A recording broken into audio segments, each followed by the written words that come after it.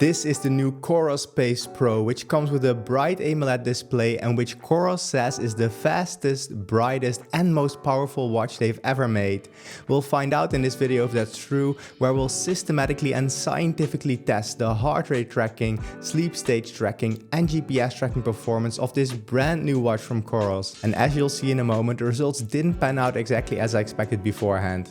Now I'm actually filming this intro right now after I've already recorded a deep dive of the testing. However, before showing you those results, let's give the mic to Past Rob, who still had to pick up the Pace Pro at work, and he will quickly unbox it, highlight the main features, and then get progressively more surprised as he tests the Pace Pro and analyzes the results. The Pace Pro was just delivered to work. I'm really excited, so let's quickly unbox it so we can start testing.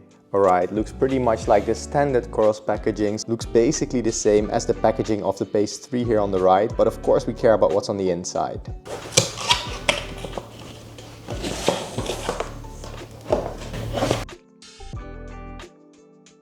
There we have it. I'm pretty excited to turn on that screen and see what it actually looks like. And of course, for testing purposes, I'll replace the rubber strap with this fabric one. This should hold on better to my wrist and give better results. And I actually forgot myself, but the charger has actually changed. So instead of providing you with a USB cable, they just provide an adapter that connects to the watch, and you have to have a USB-C cable to plug into this. For me, this works well because I have so many USB cables, and when traveling, I'd rather take this small thing with me than the whole cable for the COROS watch. But that might be a very personal decision. They also provide this holder right here and a keychain ring so you can add it to your keychain. Oh, and one pretty sad thing, this charger won't fit on your older COROS watches, so all models before this, and also the chargers you already have from COROS won't fit on the Pace Pro. So hopefully this will be the standard from now on for many years from COROS watches, because I wouldn't be happy if they change it again. Looks pretty good to me. Let's quickly get this set up and see what it's actually like.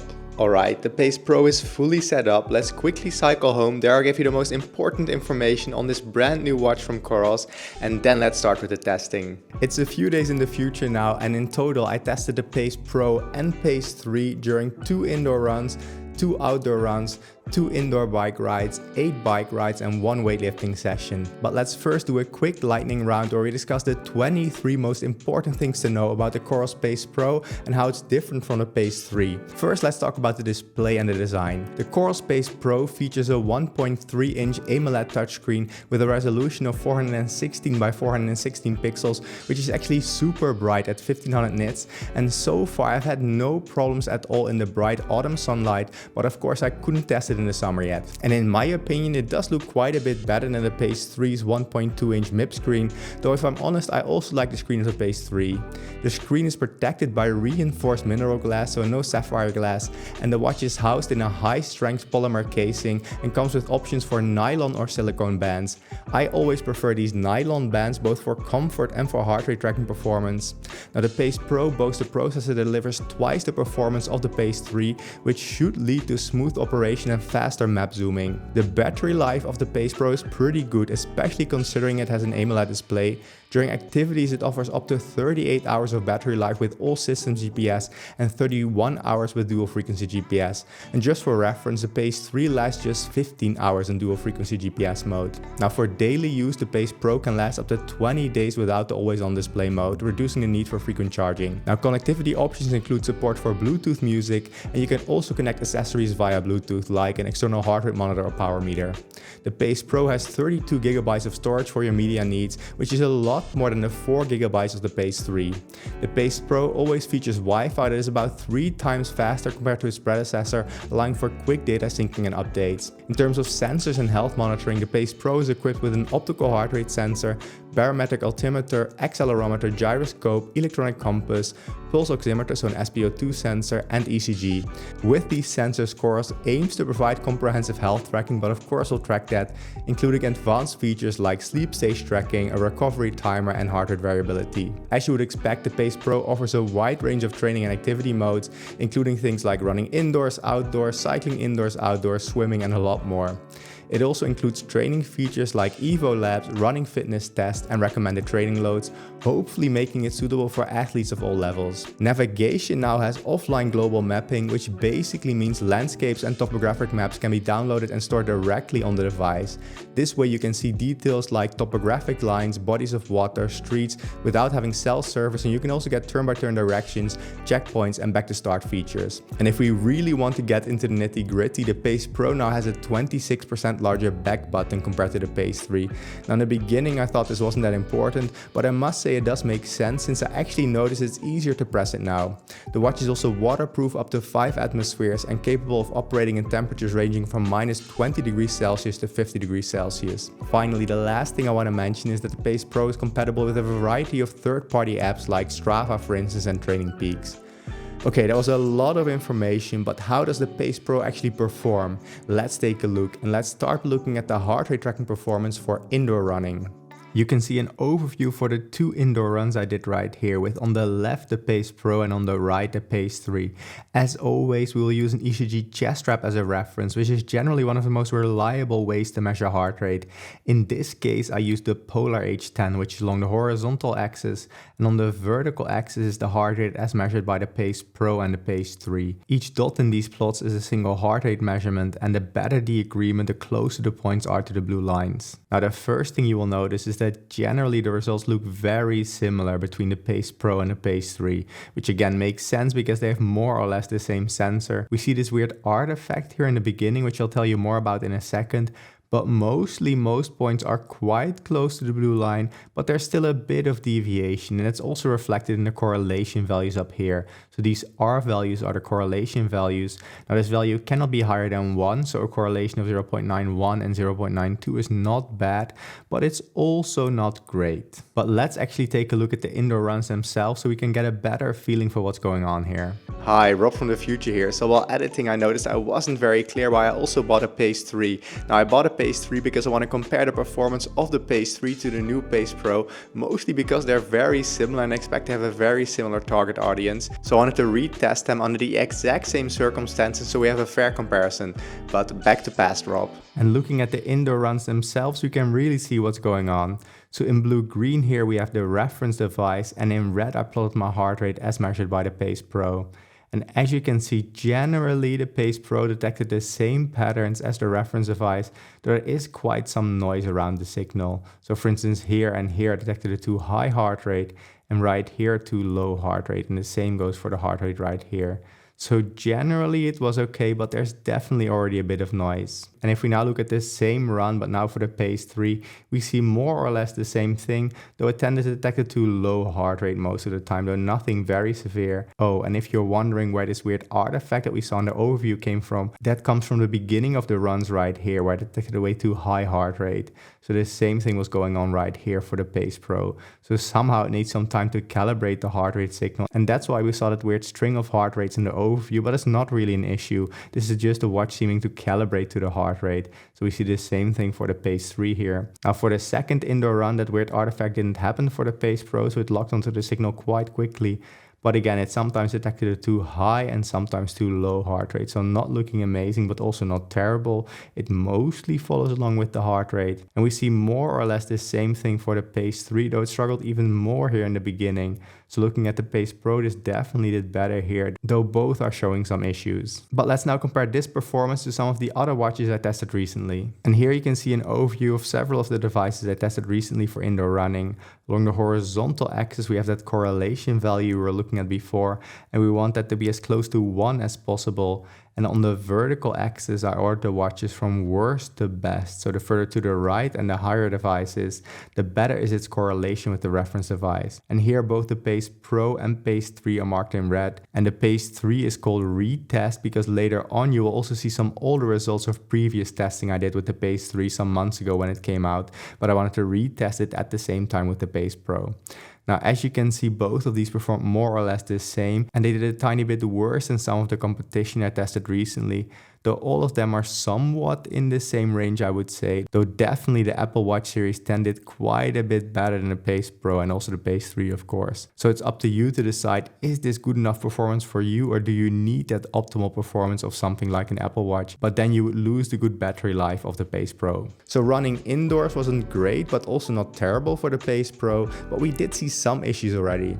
However, where some watches struggle a lot more is with outdoor running, so let's see how the Pace Pro did. By the way, if this analysis is helpful, it really helps me get access to new devices sooner and reach more people. If you like this video and subscribe to the channel, tapping those two buttons would be amazingly helpful, but back to the testing. And here we have a similar overview to before, but now for outdoor running, with again the Pace Pro on the left and the COROS Pace 3 on the right. And as you can see, there's a bit more deviation now compared to before. Still, most points are relatively close-ish to the blue line, I would say, but there's definitely more deviation away from it. And that's also again reflected in the correlation.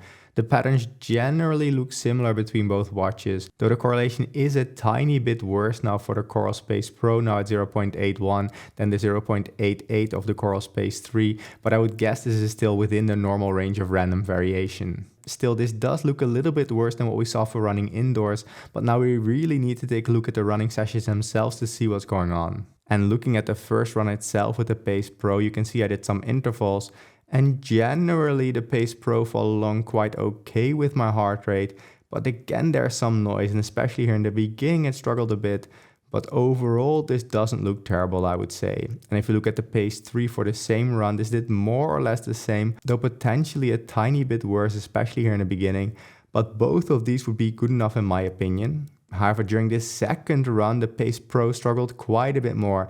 It quite often tended to detect a too high heart rate, especially here in the beginning, but also here in the middle. So it really struggled right here, and I'm not sure why this is. This might be some form of cadence lock, but this doesn't look amazing for the Pace Pro. And interestingly, if we look at the Pace 3 for the same run, this was almost spot on. It took a bit of time to calibrate the heart rate here in the beginning, but then after that it looked really good. So I'm not sure why this is. Maybe the positioning of the Pace Pro just wasn't ideal on my wrist for this run, but here the Pace 3 did better. But I really think this is by random chance, because I don't expect there's such a big difference in hardware between the Pace 3 and Pace Pro. The most likely explanation to me is that the Pace Pro wasn't ideally placed on my wrist, or it might be a firmware issue. And again, here are those results put into perspective, but now for running outside, with again the Pace Pro and Pace 3 marked in red. And as you can see, the Pace Pro and Pace 3 are somewhere in the middle of all devices. They're not doing terrible like some of the watches down here, but again, there are definitely better devices out there, some Huawei devices and Apple Watches. And one thing I cannot explain is here we have my original testing of the COROS Pace 3, which is definitely a lot better than my new testing of the Pace 3. So I'm really struggling to explain why there's such a big difference. The only thing it could be is that I didn't do as strong intervals as I did for the Pace 3 in my retesting, and intervals are generally a lot harder to track your heart rate. So if I had a more continuous run with the Pace 3, it would have had an easier time.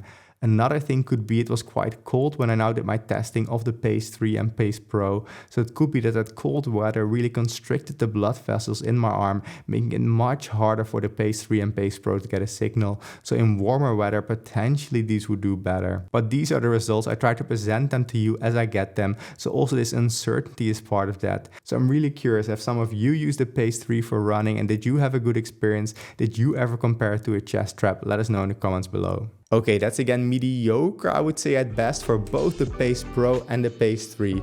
It still might be good enough for some of you, but especially the second run didn't look great for the Pace Pro.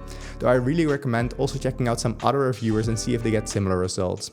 By the way, for those of you that are new to the channel, my name is Rob and I'm a postdoctoral scientist specializing in biological data analysis. But let's next take a look at a type of exercise which is typically quite easy for most watches, indoor cycling. And by now you must be familiar with this type of overview, with again the Pace Pro on the left and the Pace 3 on the right. And again, they look very similar and the results are even a bit worse compared to what we saw before. Yes, here in the lower heart rate range and also in the higher heart rate range, most points are on or at least close to the blue line, but there are also now big clouds away from the blue line, both above it and below it. And again, we see more or less the same thing for the Pace Pro and the Pace 3. So I don't think one is doing better or worse than the other. They're doing more or less the same. But I'm really curious what's going on here. Why are there some points really far away from it? It's almost creating a square shape like this, so that's really not great. Correlations are again a bit lower now at 0.79 for the Pace Pro and 0.83 for the Pace 3. But let's see what the sessions themselves look like. And looking at the spinning sessions themselves really shows us what the issue is. So here we have the COROS Pace Pro in red. And as you can see, I did many short intervals, so I had many dips in heart rate. And maybe only about half of these dips were correctly detected by the Pace Pro, and many of them were missed, which is why it sometimes detected a too high heart rate. So this doesn't look great, but I've also seen worse on the other hand. And if you look at the Pace 3 for this same indoor cycling session, this looks a little bit better, though it generally showed more or less the same issue, so not detecting all the dips in my heart rate. Though for this particular spinning session, I would say that the Pace Pro did a tiny bit worse than the Pace 3, but what do you think? Now looking at the second spinning session, here the Pace Pro did a bit better already, so detected more of the dips in my heart rate. It only struggled a bit right here and right here, but most of the dips were detected. And here I would say that the Pace 3 struggled a little bit more, though not that much more. It struggled right here and also right here a bit. So my overall conclusion is many of the dips are detected, though some of them are missed. And there are definitely some better devices out there, which you can actually see if we put these results into perspective. And again, you're familiar with this type of overview by now, and we want the devices to be as far to the top right as possible. Now here I marked the COROS Pace 3 and Pace Pro in red, and they're super close to each other. So compared to the other watches, they're performing more or less the same. And as you can see, they're not doing amazing for indoor cycling. Indoor cycling tends to be a relatively easy exercise for watches to track, so that's why the performance of the Pace Pro isn't amazing.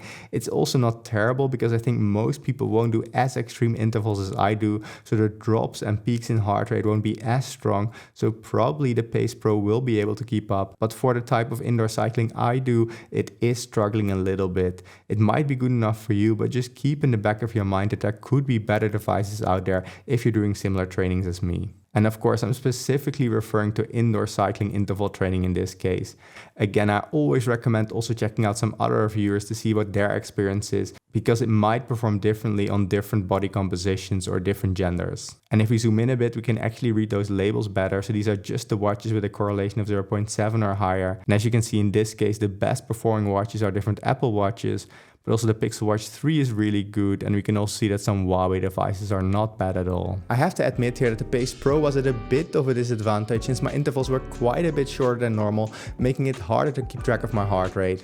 However, I did still miss quite a few dips in my heart rate, which is a bit disappointing. Most people won't experience heart rate dips and spikes quite as extreme as I have them in my testing, so it might do better for you. However, still I am not overly enthusiastic about this performance. Next, let's make things even more difficult by looking at cycling outside. And again, a similar overview to before, but now for biking outside, with the Pace Pro on the left and the Pace 3 on the right. And again, this is not looking amazing. Yes, there are still quite a few points close to the blue line, but there's especially many points below the blue line, both for the Pace Pro and for the Pace 3. This tends to indicate that for large parts of the rides, both watches tend to detect a too low heart rate, but also in some moments a too high heart rate, because there's also points above the blue line. So with a correlation of 0.73 and 0.65, this is not looking amazing for the COROS Pace Pro and Pace 3, but let's again take a look at the individual bike rides. Now I actually did quite a few bike rides, some relatively short like this one, so this one was only 20 minutes long,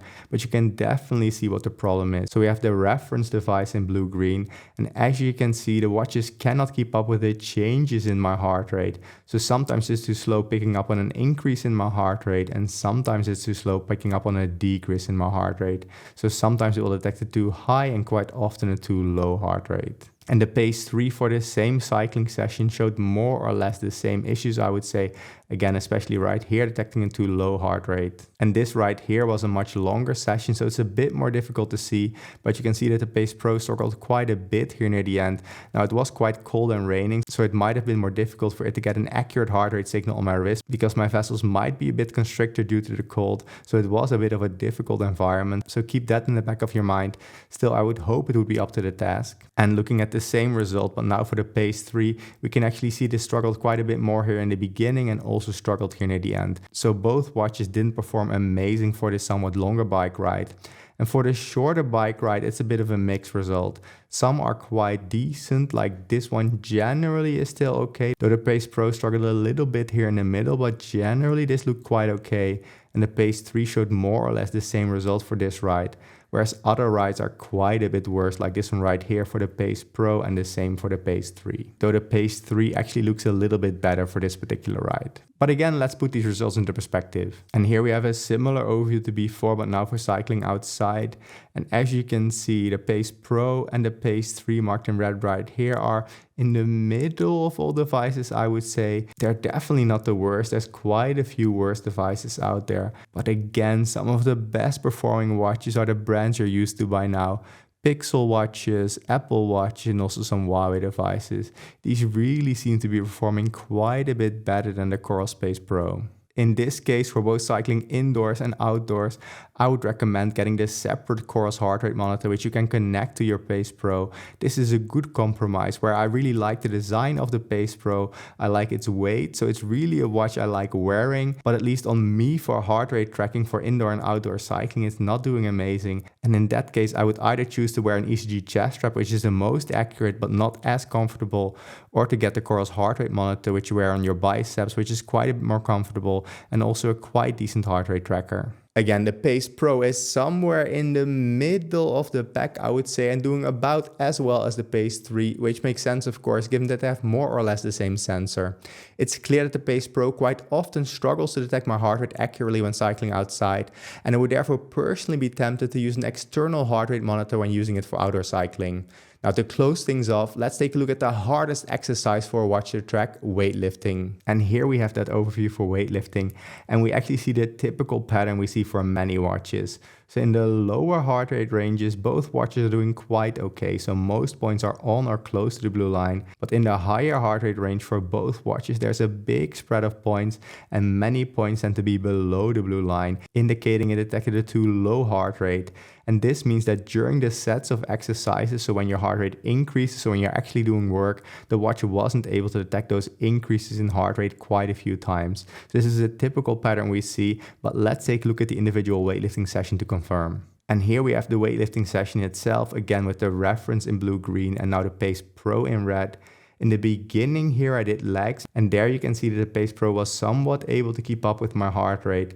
But the moment I switched to back and biceps, it really struggled. So most of these peaks in my heart rate right here weren't detected. And we see more or less the same thing for the Pace 3. Again, it had a bit of an easier time detecting my heart rate when I was doing legs, but later on it really struggled, even a lot more than what we see for the Pace Pro right here. And now for completeness, let's again put these results into perspective. And if we compare the COROS Pace Pro to many of the other devices I've tested in the past, we can see it's really not amazing for weightlifting. It's really in the lower range of watches, I would say, together with the Pace 3. Both of them are not doing great, but then again, most watches are not doing great. Only potentially some Apple Watches are good enough right here, but these tend to have a lot of signal dropout. So the moment there's a lot of tension on your arm, the Apple Watch detects this, it knows it can track your heart rate, so it will just stop detecting your heart rate. So in general for weightlifting, my recommendation is use an ECG chest strap. Okay, that's pretty clear. I wouldn't use my Pace Pro for weightlifting, at least not based on my testing, but that's true for most watches in general though. For running indoors and outdoors, it might just be good enough, but for indoor cycling, outdoor cycling, and especially weightlifting, the Pace Pro wouldn't be my recommendation if you want to track your heart rate, at least not with the built-in heart rate sensor. The Pace Pro is nice and light though, and feels really good on the wrist, so if you like the design, I would recommend using an external heart rate monitor connected to Pace Pro. Next, Next, let's take a look at the sleep stage tracking performance. To test the sleep stage tracking, I'll compare the Pace Pro to the Z-Max EEG headband, which can actually measure my brain waves during the night. And here you can see an overview of the sleep test results, in this case just for 2 nights because I didn't have any more time to test it. Now on top are the sleep stages as recorded by the Z-Max EEG device, and on the left are the sleep stages as recorded by the Pace Pro. Now each column here sums to 100%. Meaning that we can see what percentage of the sleep stages according to the Z-Max was predicted as a sleep stage by the Pace Pro. And if they perfectly agree, all values on the diagonal should be 100%. First of all, we see that about 40% of what was deep sleep according to the Z-Max was also predicted as deep sleep by the Pace Pro, which is okay, I would say. But about the same amount was predicted as light sleep and also quite a bit as REM sleep instead. Now, light sleep agreement also wasn't very amazing at about 47% agreement, and there's actually quite a bit of confusion with both REM sleep and deep sleep in this case. Also, REM sleep agreement isn't that good at about 38%, and more of it was actually confused with light sleep instead. Now, this makes some sense to me as REM sleep is generally one of the hardest sleep stages for a watch to track. Now, I generally don't focus on awake time when I use the Z-Max as a reference, because the Z-Max tends to detect a lot of these short awakenings that are more short arousals that are not really that interesting, and these are generally not seen as awake moments by most watches, so I don't include them in the calculation. But just for completeness, about 28% of what the Z-Max said was awake time was also detected as awake time by the COROS Pace Pro. Now, as always, looking at the individual nights will help us understand that even better, and here we see the first night I wanted to share with you. On top we have the sleep stages as recorded by the Z-Max EEG headband, with along the horizontal axis the clock time and my sleep stages along the vertical axis. And on the bottom we have a similar plot, but now for the Pace Pro. And now in purple right here I highlight the deep sleep as recorded by the EEG device, so the same markings are here on the bottom. And as you can see, there's only a marginal agreement between the Pace Pro and the EEG device when it comes to deep sleep. There's some agreement right here and also right here, but in the beginning there's quite a big disagreement, so much of the deep sleep was actually marked as being REM sleep and light sleep instead. So this is not looking amazing. And if for the same night we now look at REM sleep, we also see quite poor agreement between the EEG device and the Pace Pro. Yes, there's a little bit of overlap right here, but generally there's very little agreement. For some reason, the Pace Pro detected a lot of REM sleep here in the beginning, which is not typically where you have REM sleep. For normal sleep patterns, you expect a lot of deep sleep in the beginning and more REM sleep near the end of the night. And this is also more or less what we see with the reference device, but this is not what the Pace Pro detects. So also just generally what we expect sleep patterns to look like, this is not what the Pace Pro is showing. Now, as I mentioned, I don't want to focus on awake time, but I was curious if the longer awake moments detected by the EEG device would also be detected by the Pace Pro, and this does generally appear to be the case. So one of the longer awake moments right here matches quite well with the Pace Pro, and also this longer awake moment right here, though also some of them are not matching, for instance the one right here and right here. However, what does tend to agree is the moment I fell asleep and the moment I woke up. So that way I can calculate my total time in bed, which is the single most important metric out of any metric I could know about when it comes to my sleep stages. But still, for the actual sleep staging, I just wouldn't trust the Pace Pro. And we can actually put these results into context by comparing them against many of the other watches I've tested in the past. And that's exactly what we can see right here. So this graph shows you an overview of the agreement of different watches with different reference devices.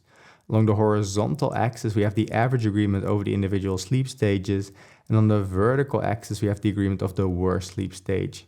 Now, the better the agreement, the more to the top right the device is. Now, as always, I have to mention this overview is slightly complicated because I use different reference devices. The devices not marked in any color were tested against the Dream 2 EEG headband, which is my preferred reference, but Dream went bankrupt, so I cannot use it anymore. The devices marked in blue-purple were tested against polysomnography, which is the gold standard in sleep stage tracking. And the devices marked in green were tested against the Z-Max EEG device, so the one we used in this video. And you can see the COROS Pace 3 in green right here. So it's really amongst the poorer performing watches. So overall, its agreement over all sleep stages is just over 40%, so not very good. And it's actually not far away from the COROS Pace 3, which I tested in the past, which you can see right here. So they're quite close to each other, though I did use different reference devices. But overall, based on my admittedly limited experience with COROS, they don't have a great track record when it comes to sleep stage tracking. What they're generally strong at is, for instance, GPS tracking and also heart rate tracking in some circumstances. But sleep stages have not been their forte. Now, if you look at some of the better performing watches, regular viewers will know Apple Watches tend to do very well in my testing. The Oura Ring isn't bad at all, and I'm still waiting for the Oura Ring Generation 4 to arrive. Also, the H-Sleep Pod 3 and 4 are amazing sleep stage trackers, but very expensive. They have the additional ability to cool and heat your mattress, which is what I use them for on a daily basis. But if you just want decent sleep stage tracking for a relatively small amount of money, I would recommend any Fitbit device. These are generally not that expensive and quite decent at sleep stage tracking. They're not quite as good in my experience as Apple Watches, Oura Rings, or for instance the H-Sleep Pod, but they are relatively cheap, so it really depends what your focus is. But in this case, I cannot recommend the COROS Pace Pro for sleep stage tracking. To close things off, let's take a look at the GPS tracking performance of the COROS Pace Pro. The way we will test that is by cycling the same route 2 times and checking if the routes are very consistent, and if they are, it's more likely that GPS tracking performance is good. However, if there's a lot of deviation, that increases the chances tracking is not that great. And here you can see the results for 2 times I cycled to work. So these green markers indicate the moment that the watch connected a GPS signal. And I always start my ride on the corner right here. And as you can see, the signal was acquired quickly and accurately, so that's good. But let's now take a look at if the signals are actually consistent between the 2 tracks. So if we go along the ride, there's a little bit of deviation right here, but this is generally true in the beginning when the watch is still acquiring the signal. And if we go along the route, it's getting quite consistent actually. Here it already looks quite good. Then going further along the ride, they're still relatively close to each other. There's a tiny bit of deviation, but relatively small, I would say. And here it's starting to look really good. A super consistent signal, a little bit of deviation here, very consistent right here. Also right here, it looks really good for the Pace Pro, and it keeps being really consistent. Also right here, it looks good. And I would say as I go along the ride, I have nothing really to complain about. Up until the ending right here, so I went to 2 different places, but up until the ending right here, it looks really good. Along the route, there was sometimes a bit of deviation, but generally, as you can see, I wouldn't complain about this. But in addition to the 2 times I cycled to work, let's also look at 2 times I cycled back from work. So right here, you can see the results for 2 times I cycled back from work. And again, the signals appear to be acquired quickly and relatively accurately. There's a bit of deviation right here because I didn't actually go through this building, but this was still the moment that the watch was acquiring the GPS signal. Then as I go along the ride, here it looks really good already. And I would say as we go further, it still looks super consistent. Some watches actually struggle in this area, but the Pace Pro doesn't. So GPS tracking appears to be quite good. Tiny bit of deviation right here, but nothing I would complain about. Looks really good also along the roundabout right here. Tiny bit of deviation right here, but overall this looks really good right here. Also right here with this quite sudden change in direction, it looks really good. Bit of deviation right here, but again, nothing big. So overall looks really consistent, and I'm quite happy with this performance. So GPS tracking appears to be quite good, at least based on this initial testing of the COROS Pace Pro. And this appears to be the strength of this watch so far. So based on this initial test, the GPS tracking does appear to be really good for the Pace Pro. The signal was acquired quickly and the tracks were very consistent. I could only do a couple of rides due to time constraints, but overall this appears to be the strongest feature of the COROS Pace Pro. Before getting to my final conclusions, I do want to mention there might be some slight changes coming to this channel due to personal reasons.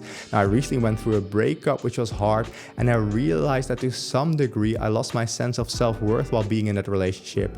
Now, I want to take a bit of time for myself, but at this point that's basically impossible with a full-time job and then this YouTube channel on top. So I want to see if I can hire an editor to help me out. However, to finance that, I will have to start doing some sponsorships, and I'll have to introduce a membership program because I've been quite bad honestly at monetizing this channel so far. However, I will never be sponsored by any brand I review, and my main videos will always be free. But more on those things in a future video. I just wanted to be open with you guys and share that I'm going through quite a tough time at the moment, and it might even help some of you to know that influencers like me are just as human as you. But back to the Pace Pro, what's my conclusion? Well, the heart rate tracking was mediocre, I would say, in this initial review, at least when tested on me.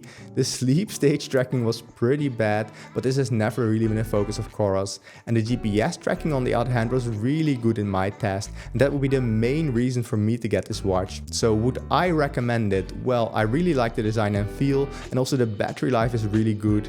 And if you want good GPS tracking and you don't mind wearing an ECG chest strap or even an external heart rate monitor that COROS sells, then it's actually quite a good choice. However, the built-in heart rate sensor itself didn't completely convince me, so it really depends where your focus lies, also what sports you do, and if you potentially mind wearing an external heart rate monitor. Now, if you do decide to get the COROS Pace Pro, a Whoop strap, an Oura ring, an 8 Pod 4, another device, or anything at all on Amazon for that matter, even something as small as toilet paper, want to potentially save some money and at the same time support the channel, there are different affiliate links in the description below, do not cost you any extra, and some even provide a discount. Now, given that you watched this whole video on the COROS Pace Pro, I think you might like this video on the Whoop strap or this video on my top recommendations for sleep stage tracking. Thank you so much for watching, and catch you in the next video.